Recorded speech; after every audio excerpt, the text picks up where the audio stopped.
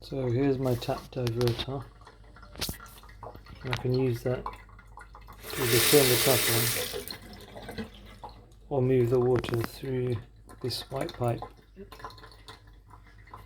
into the inlet of the reverse osmosis. This is only a 3-stage system. So the white is the inlet from the tap, the red is the hard water that comes out, and the blue is the filtered reverse osmosis water.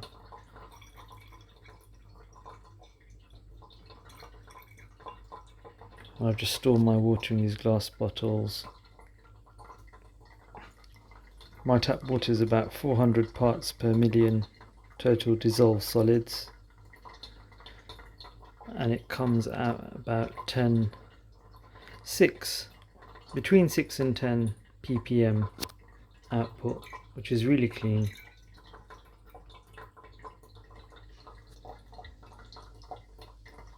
That's probably a lot higher. I haven't tested the output yet. And it's all on the drain board, so if any of this leaks, it will just drain down. But I usually just stay with it while I'm making my water. And I can also use this for aquarium use or drinking use. And it's definitely cleaner than tap water.